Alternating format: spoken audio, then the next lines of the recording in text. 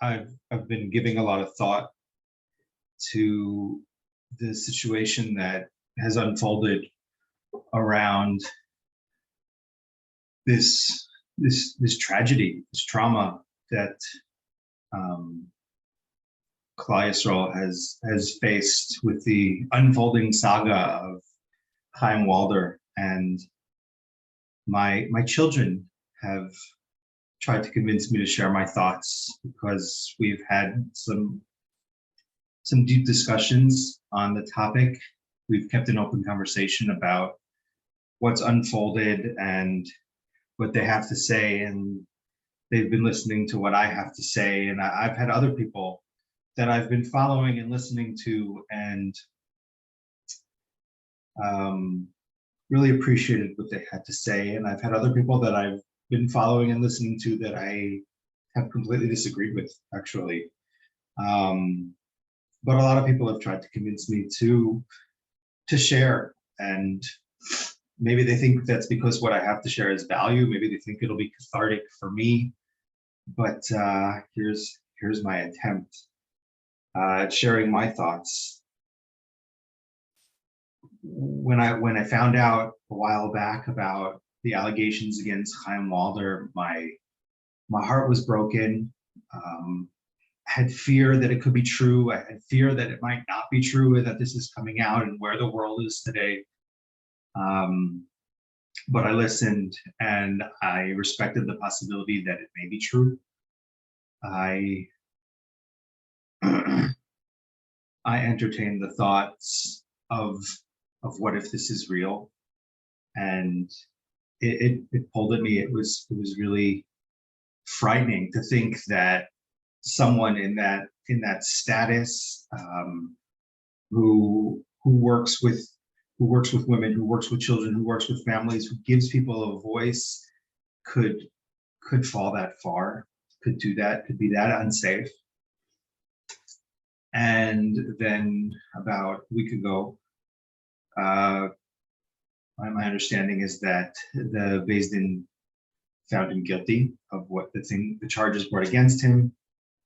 There were so many claims by women and children, boys and girls, and they found him guilty. That's my understanding. And he committed suicide.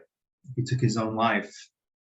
Over his son's grave, he left a note, which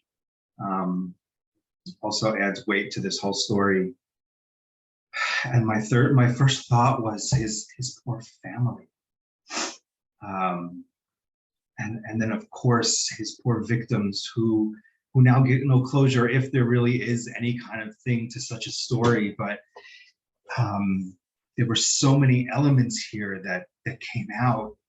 I heard Chaim Lester talking about how he changed the victims into the aggressors. He told them that if you ever tell anyone what's going on, what I'm doing, what's happening here, I will commit suicide. And now there are these people that somehow feel that they have some kind of role in the fact that this man killed himself. And they are not the aggressors. And there is no reason they should need to feel that way. And they will.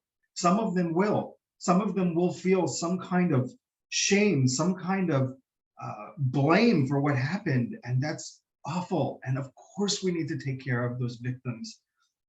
And they're going to need so much help and so much support. And we need to show up for them.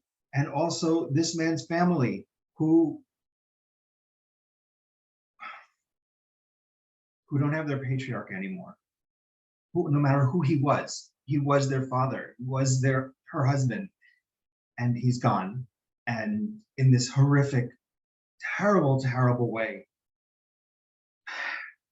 And one of the thoughts that I have that I'm sure I'm assuming is very unpopular is that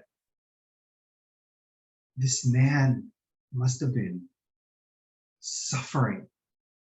There was so much going on for him, and maybe at some point he wanted to reach out. Maybe he never did. Maybe he felt remorse. Maybe he didn't.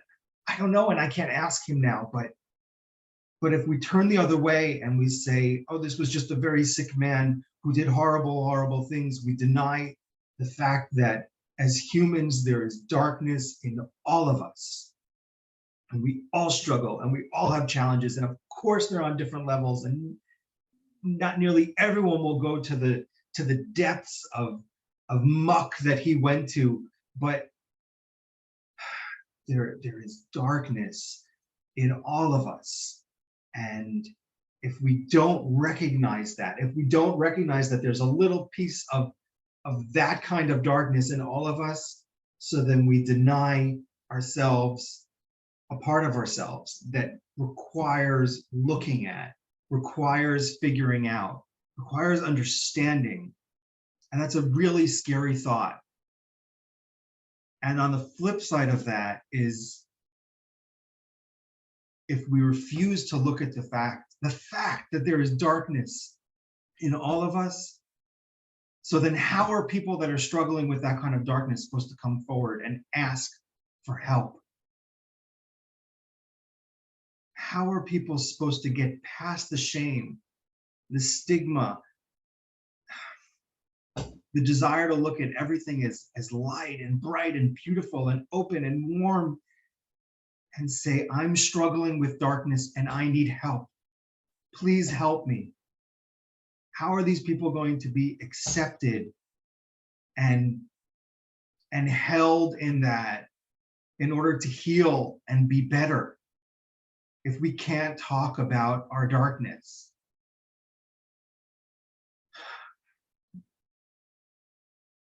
I have, right or wrong, I mean, I believe it's right because my children were talking about it anyway. I've used this story to talk to my children about yichud, because it's something that I find is so easily grazed over, this idea that men and women shouldn't be alone together. And people fall, in my experience, people fall with that all the time because, I'm better than that. And no, you're not better than that. None of us are better than that. Those laws are built on tremendous wisdom, and there's a healthy fear in the laws of yichud, in keeping myself safe from falling into unsafe places. I spoke to my son about not being alone with women. I spoke to my daughters about not being alone with men, and what the halachas are for Ashkenazim and Sephardim and why and whatever. And it became a conversation, and they appreciated much more why that's important in the wake of this story, which is horrible and so incredibly necessary. There's so much to talk about here because this is someone who people found to be safe, found to be a safe place. And there were so many victims. And for whatever reason, each one was afraid to come forward. And the number grew and it grew and it grew until they were able to come forward. And this seems to be the way these things work, that people are afraid to come forward. For one reason or another, at the fear of becoming the aggressor, at the fear of being the wrong one. Children who aren't able to understand what's going on enough to realize that they can say something, that there are safe places for them to say something. There's this conversation about the books. I mean, I got a call, had a conversation with a man who was fighting with his wife because they were on opposite sides of the spectrum. We should keep the books. We should get rid of the books. We should feel for him and his family. We should feel for his victims. His victims did something wrong. His victims did something right. Whatever the context, people are going to disagree. And I hear about people wiping his books off the shelf and throwing them into the garbage, and it pulls at my heart. It hurts me, and I was going to say I'm forced, but I choose to understand, despite it being difficult for me. I get that there are some people who have their stories in this book that it hurts them to have their stories in his book at the same time. And at the same time, I'm sure there are people that have thrived on the fact that they had their stories told. We all have a story that we want to be told. And this man, monster, whatever you want to refer to him as, this person, this individual, this lightness and darkness, because he had both, told people stories. And there's a lightness in that, a lightness in the sense that, wow, when I get to give over my story and share it with people, it maybe doesn't weigh as heavily on me. And I feel more meaningful because I've been able to give that over to other people. I know that I have a desire to tell my story, and I have in small place, in safe places, in safe ways, in small parts. And I get what comes with being able to tell your story and hear all these stories of children and men and women. I understand there were people speak and children speak, and there was something called women speak in the works. And all of these stories not only now won't be told in the future, but the ones that have been told are being erased. And the thought of that is really sad for me. And we as a family have decided to keep these books for all of these reasons. If my children felt very strongly about getting rid of them, maybe we would be. But after much discussion, we've decided to keep them. We even thought about crossing out his name because it's really only on the cover, maybe the front, the back, the inside flap, I don't know, but we thought about crossing out his name and we decided not to, because when we erase, and again, this is us, when we erase history, when we erase the darkness, we refuse to recognize it. And there's so much light in those books.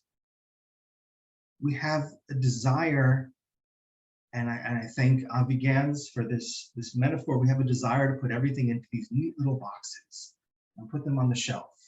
Neat little boxes, good, bad, good and evil, light and darkness. And not everything fits into that, because there is light and there is darkness in all of us. There's light and there's darkness in everything. And it's hard, because I think the human soul is longing for order, to know where things belong, and it's not always so clear all the time.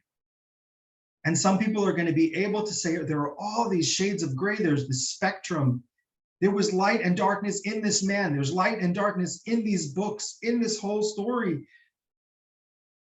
And there are people that aren't going to be able to do that. And then there's going to be fighting. There's going to be disagreements. There's a lot of disagreements in the world right now. There's all these things with COVID and president, and now there's this. There's so much arguing, and there's so much hatred and fighting. There's not a lot of listening going on. And because we can't all put everything into these neat little boxes, because all of our life can't be put into these neat little boxes. Some things have good and evil. Some stories have darkness and light. There are going to be all these shades of gray, and people are going to have trouble grappling with this. Everyone in their own ways. And as a result, not everyone's going to agree.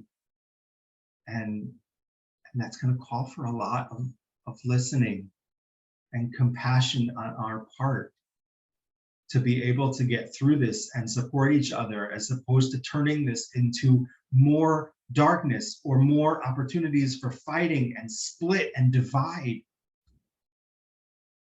Not everyone is going to be able to handle this the way you do.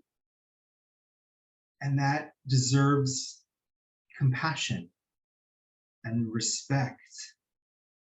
And I'm sure as soon as I turn this off, I'm going to think of 1,000 more things that I wish I would have said. But I think, if anything, that's the most important part of what I'm sitting with, is Not everyone's going to agree, and everyone's going to handle trauma in a different way. And that makes sense because not everyone has lived your life the way you lived it. So not everyone has your tools or your history in order to know what you've grown from or grown through. And therefore, not everyone's going to be able to handle everything in the same way. So they're all going to handle it differently. And that's okay. That's okay. But we have a job ahead of us. And it's frightening. It's frightening to me. And it calls us to be more, and it calls us to be better. It calls us to offer compassion and show up for others, even when it doesn't fit into our neat little boxes or our way of looking at things. I hope that we can be that. I hope that we can get there. And I really hope that someone continues his work, continues Walder's work, because there are children out there that deserve to have their stories told. There are men and women that deserve to have their stories told. And I hope another author or even someone new steps up and takes over the mantle of that, because there's power in those stories and they have influenced so many lives. There's power in your story, and your story will influence so many lives. And it would be a shame for that to just disappear because of somebody's darkness, tremendous darkness. So I hope and I pray that we are bigger than this story, and that it brings us together rather than continues to divide us.